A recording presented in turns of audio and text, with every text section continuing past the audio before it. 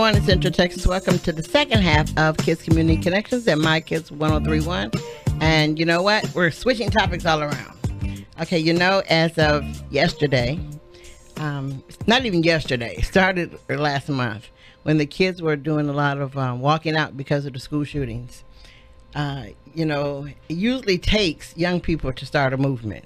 In fact, I guess any of us who listening, when you were in high school or college, all the movements began with young people. I mean, I'm not saying that older people don't do them, but young people are more forceful about it. You know, we'll start a movement and it's 3 of us. Young people can start a movement and it's 120 of them, 300. Next week you go, oh my God, it's so many of them. Well, you know, with the gun violence going on, our young people have set a precedence, you know, and they set a precedence with the president, you know, of we don't want no guns in school, you know, not at all. And they want it stopped. They want it curtailed. They want it gone. And so do we. We want it as well. You know, one of the solutions that came from the president was that teachers carry guns in school. That's the dumbest idea in life. I work in a school district and you have teachers that are on drugs all day. You also have soldiers with PTSD. Wouldn't want them to have a gun in my school. I don't know about you, but I wouldn't. But so all this month, kids have been walking out of school. They've been doing marches. But what I want to know, and I know we can't be exact, but we can begin is, I understand we want no guns in school, but we need to know the mindset of some of these kids that are doing it. You know, what can we do? Where can we go? What do we see? Because you know what? I work with special needs kids. And yes, I work with the little people, but some of them are violent, some are not. But guess what? The ones that are violent, we know the stages to when it's going to happen. We can tell you, better go stand next to so-and-so. Just go stand next to them because you see the changes. The body language changes. Their mood changes. Their words change. And you see it. So, you know, we able to walk over to them and not do anything, but just stand there and wait for it to almost happen so we can stop it real fast. So I went to a workshop in December and I met Dr. Amuno. And she threw us off on some other topic that we're going to discuss later on in another show. But, you know, when I wanted to talk about this today, I wanted to talk to someone who I'll say knows more than I do about it. So good morning. How you doing? Good morning. It is a pleasure to be here. Thank you for inviting me. Of course. Yes, because like we need to know. So now most of the shootings, well, no, not, yeah, all but one of the shootings have been in outlying areas. None of them have been in inner city schools. So asking you what possibly could be the mindset of some of these kids that decide to, you know what, I'm going to go and just, you know, boom. I'm going to shoot up a school. I'm going to shoot, and not targeting one person, anybody that's around. So what could be the mindset behind that? Well, one thing I can say is that mental health is one of the things that do not discriminate. Right. So regardless of your location, of your socioeconomic status, who you know, what kind of affiliations you have, mental illness and diseases, as we've seen in history, has hit some of the most highest status families that have run our country to some of the individuals who may not have anyone in their family to even finish high school or middle school. So I think one of the roots to understanding what could cause an individual is to look at the resources that they have as it relates to mental illness.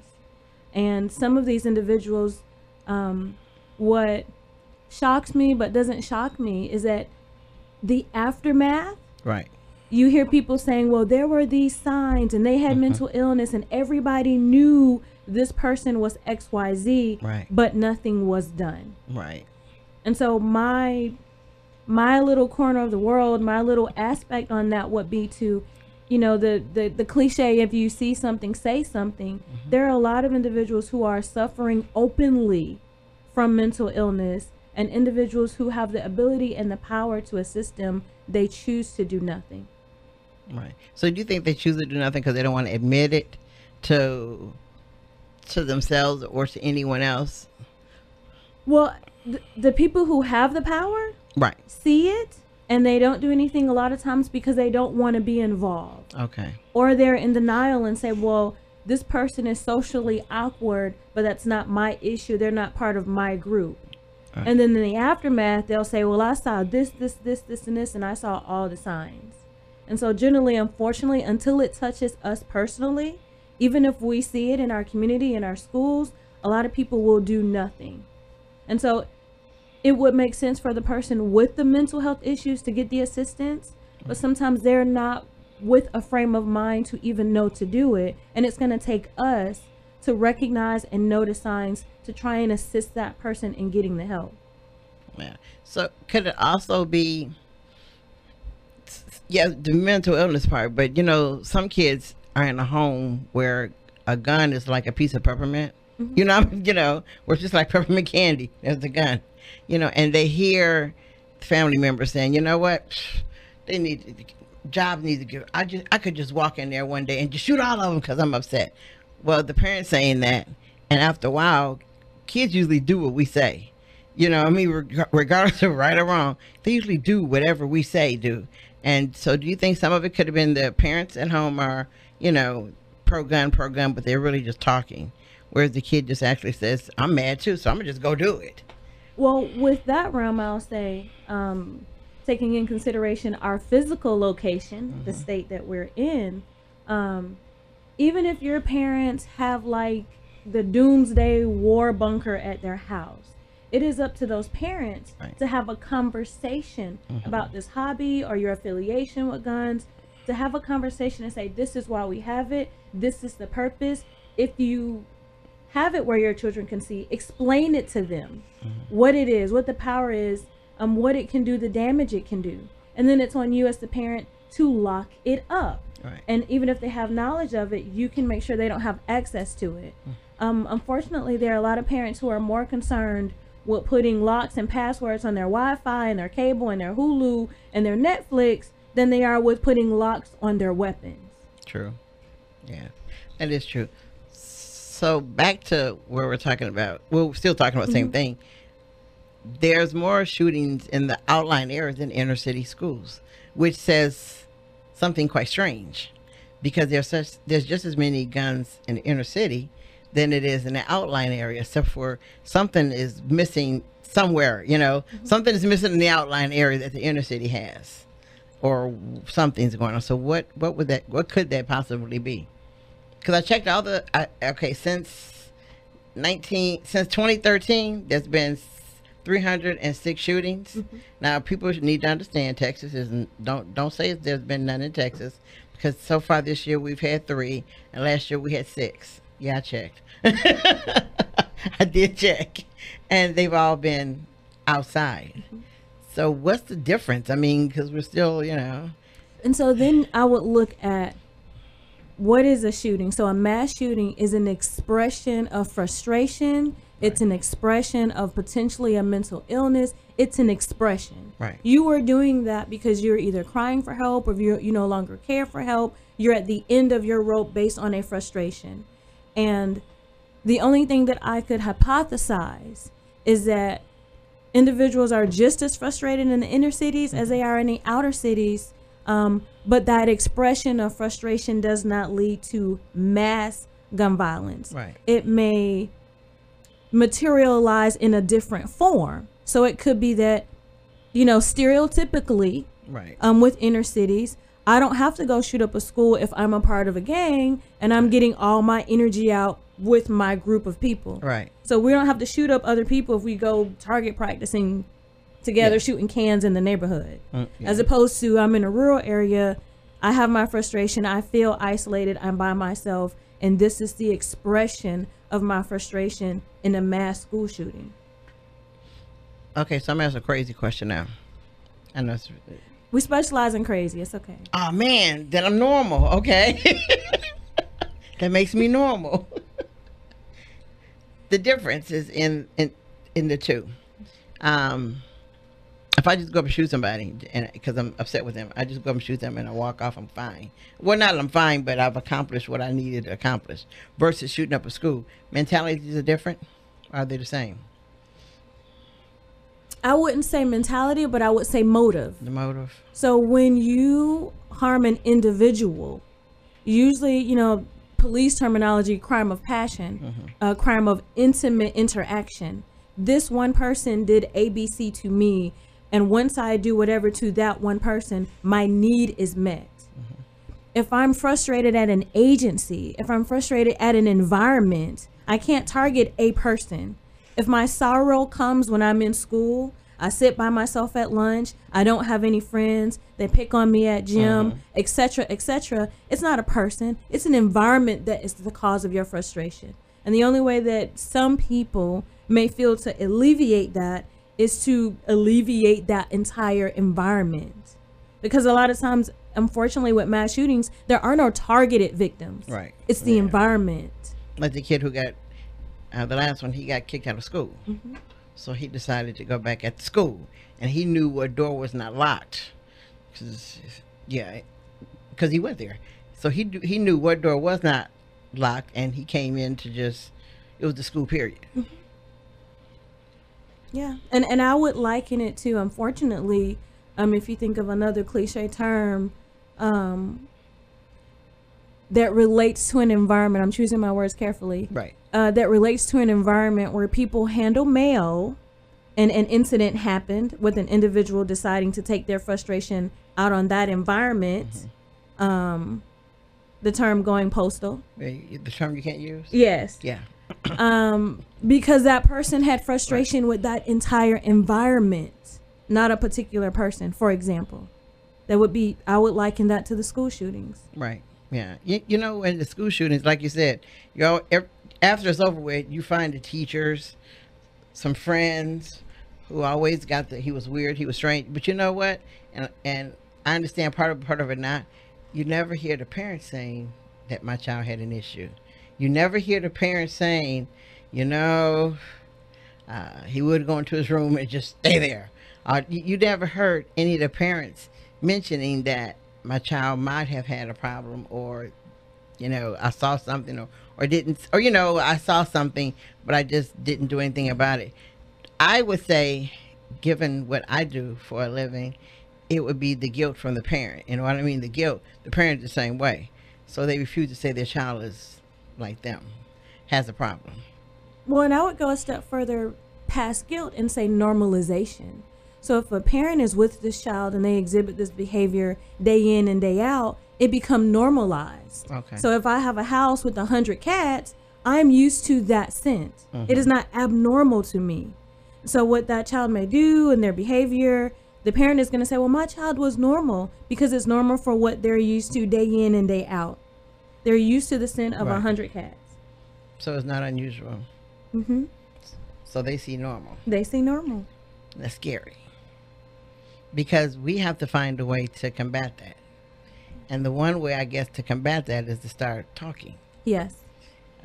Because I need to talk to you. Come here. Come here. So with all these shootings in school, do you feel safe in school? We don't know what head language is. You gotta say something. You gotta say yes and no. Okay. There we go. Okay. Do you look at strangers differently now in school? That the shooting's been going on, and you're in elementary school. So do you look at people differently? Do you think about being safe? No. You don't think about it? So you just take it as it comes? If somebody was shooting in your school, what would you do? You don't know? Because the school hasn't told you, right? Ah, that's true. Come here. Mr. Quiet right here. You in elementary school too? Yes. Do you feel safe in school? No. Why not? Because of all the shootings that have been going around. So do you think about it while you're in school? Not all the time, but some of the time. So what would you do if someone came in your school shooting? I don't know. Because the school didn't tell you. So do you think they're bad people that do this, or they're crazy, or what do you think they are?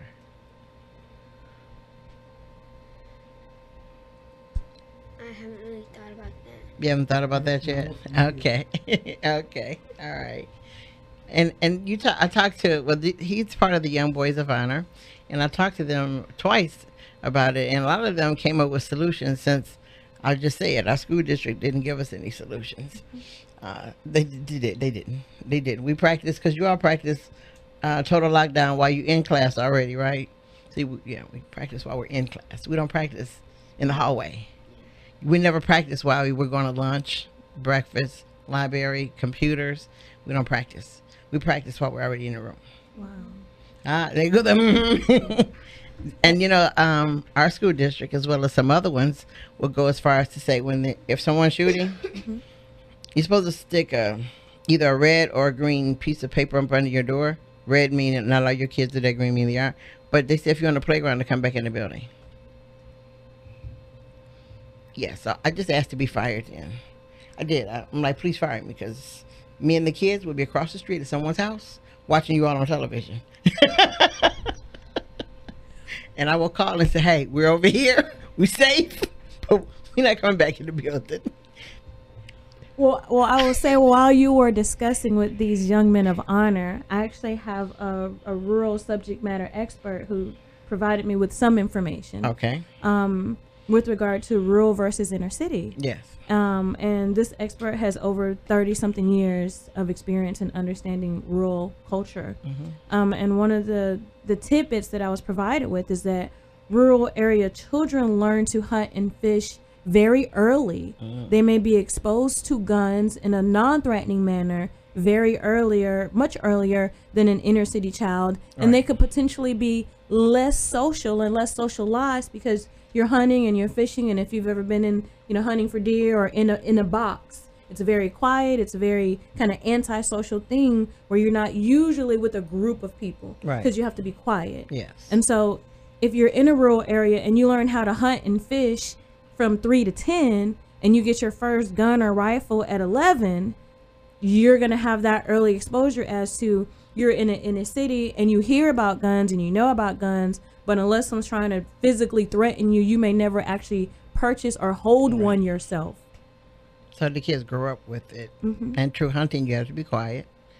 So that the thought of the kill is not a hard thought for them. But for the inner city kid, it would be, because that's not how they grew up. Yeah. And it's strange that we transitioned from.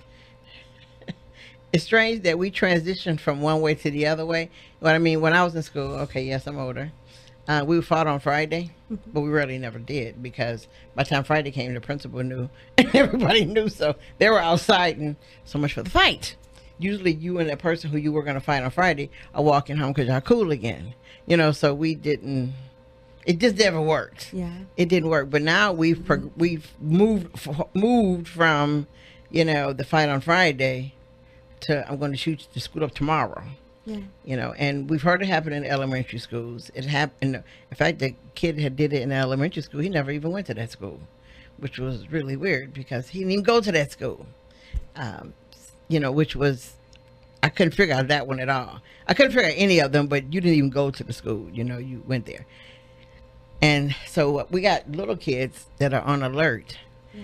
So that could lead to mental depression for them, for kids who are now afraid to go to school. Well, it's not depression. It could be anxiety. Yeah. It could be where children growing up in this environment in this day and age now, right? Where you think of kindergartners, this is your first day of school. Instead of that excitement and those pictures, it's let me make sure you got your dress and your shoes and your bulletproof vest and your bulletproof book bag, and it's not the innocence that it used to be, and individuals can have the anxiety of what's going to happen to me today besides learning my ABCs. Am I going to make it home? And then that goes to an issue that students and teachers may have is, can I truly focus if I'm concerned about my livelihood? Psychology, we have Maslow's hierarchy of needs. If I'm hungry, if I'm sleepy, if I don't have shelter, that higher level thinking is not going to happen. If I'm in school and I'm still thinking about a shooting that happened, I may not do well on my STAR test.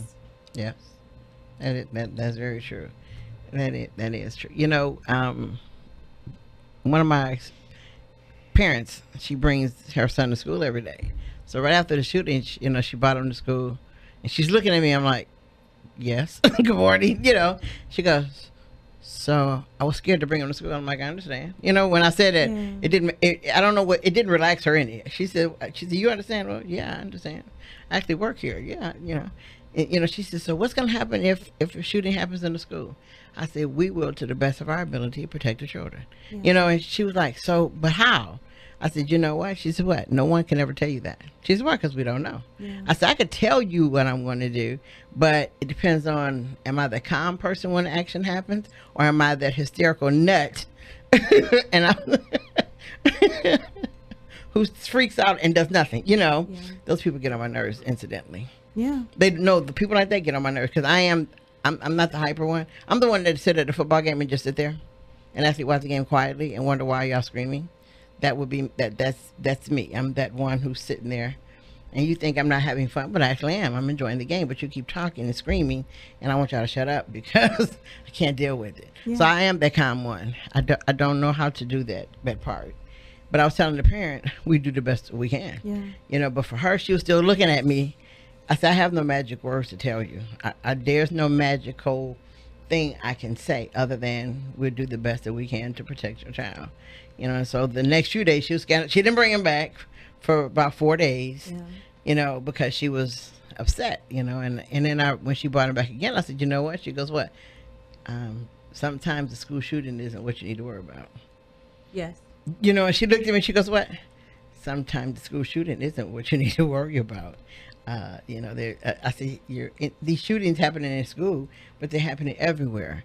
I said, but just that right now, it's a big thing of school every week. Something's going on. I'm like, but you know, so don't not bring him to school because you're scared. I say, you know, so you know, just keep on with the normal schedule. I said, because right now he doesn't know why he's at home. I said, even though he's little, he doesn't know why he's at home when he's supposed to get his little backpack and bring it to school and be with his little buddies. I said, he doesn't know. So, you know, he was frustrated. At his little age, he was frustrated because he knew he was supposed to be at school. Yeah.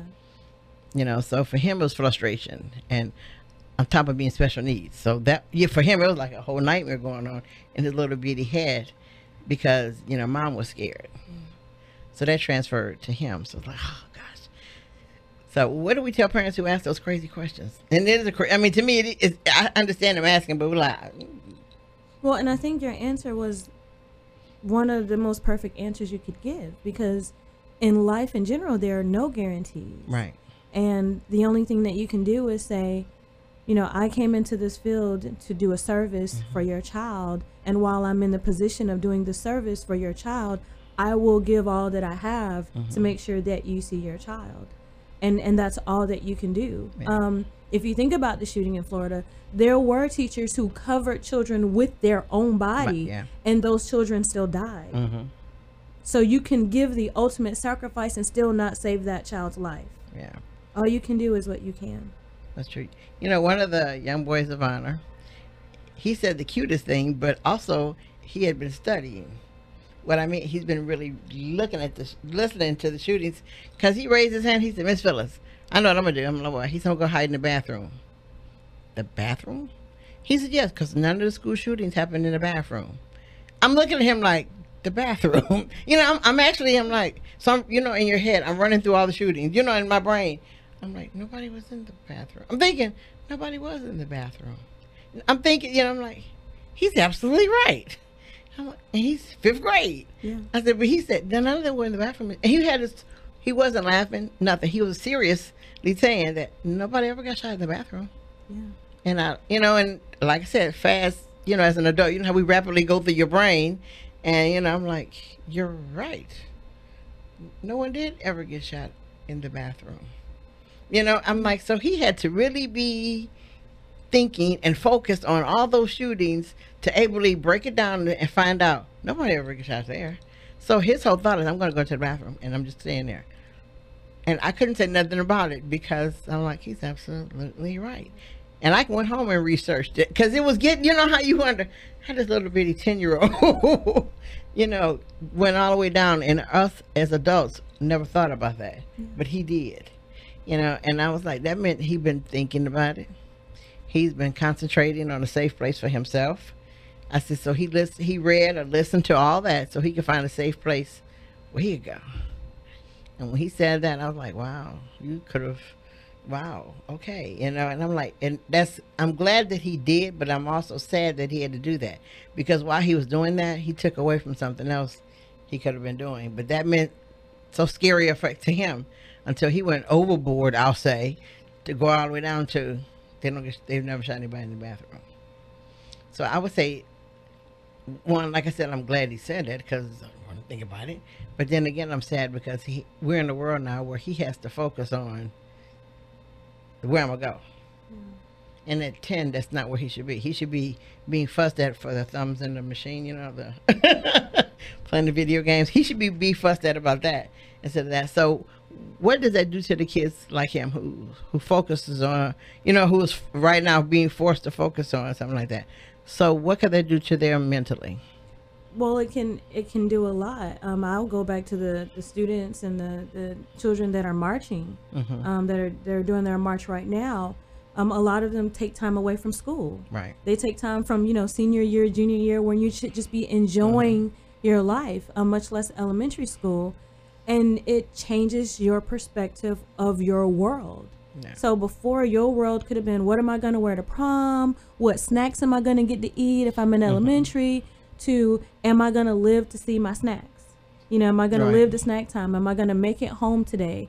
And if nothing else, like I mentioned earlier, it's going to plant a seed of anxiety, and it doesn't go away magically sometimes when you leave that environment. So you're no longer in school as a kid. Right. You're home. You hear a loud noise. You get concerned because I wonder if that loud noise of somebody dropping something is a gun, like the gun that I saw on TV that happened in the school with the loud noise. Right. And, the clinical term for that is PTSD. Yes.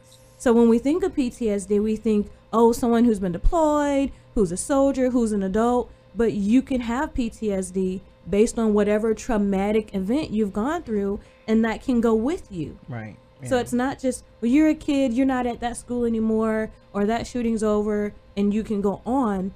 But what these children are experiencing today is something that can be with them, unfortunately, for the rest of their life. And the signs may not even show right now. They may go to work or go to school and do what they need to do and be fine. And then 2 years later, they're in college, or 5 years later, they're in college, and something happens. And it brings back those feelings that they didn't know were there. That trauma, post-traumatic stress, which means that this is after the event has happened. But you can't say how long after the event that you're supposed to magically have those feelings. Right. So our children today are growing up with the potential to have a diagnosis of post-traumatic stress later in life because of this national traumatic event that's happening. And you can have vicarious trauma, which I talk about a lot in therapy, which means even if it is not at your school, even if it's not happening, because it's on the news, because parents are talking about it, because you hear it so often, which doesn't mean we shouldn't discuss it, but you can have trauma vicariously or by association of what you hear. Right. And it's just as traumatic as if it happened to you. So parents need to sit down with their children and have a dialogue. Yes. Add it on to the I guess parents go, what else I got to talk about? Because there's a bunch of other things we need parents to talk about. And, with that, parents need to know that that's not a subject for us to cover in school. Yes. That they need to sit down with their kids and talk about it in their way, in their home. Because if we talk about it to them in school, we're not their parent. Yeah. And we can't say some of the same things their parent would say to them because we're not their parent. Yeah. So that's a parent, actually, a family discussion. Family discussion. Because the male and the female need to sit down and talk to the kids, because men think of guns differently than women do. Well, some. Because you do have women who, but you have men who think, they're a little different thoughts, and they need to come together and talk to the kids, because we don't need scared children. Yeah, and just having them be aware of the resources, because again, children can have it. They can go to their parents if they have that conversation. That would be beautiful. And then the parents are like, oh, okay, well, we're going to go get some ice cream. And, I'm glad you told me, because they don't know what else they're supposed to do. Like you said, parents already have a lot. And so for them to have that conversation, they may not know what the next steps are. We talked about it. My child is afraid. What do I do now? And being aware of community resources where they can get assistance to help their child. Killeen is blessed to have a cornucopia of mental health resources for low income, no income, military, non-military, And there's just a lot of resources available for mental health and a lot that go untapped just because people aren't aware of them. People don't know. They don't. Some people don't know because they don't want to know, because knowing is admittance that you got an issue. So you don't want to ask anybody, do you know a counselor? Do you know a this? Because the first question the other person is going to ask is why you need to know. Or is it for you? Oops, wait a minute, hold up. Let me think of this again, because it could be that person that's asking. Yeah. Wow. So we have a lot to overcome, along with the other things we need to overcome. But also there's the other kid that we need to think about is I'm scared, I'm nervous, and I'm in school, so I don't know if somebody's gonna come to school with a gun, so I am. Yeah. So I'm gonna come to school with my dad's gun, Yeah. because somebody might come in with theirs, and then the stupid things happen. Yeah.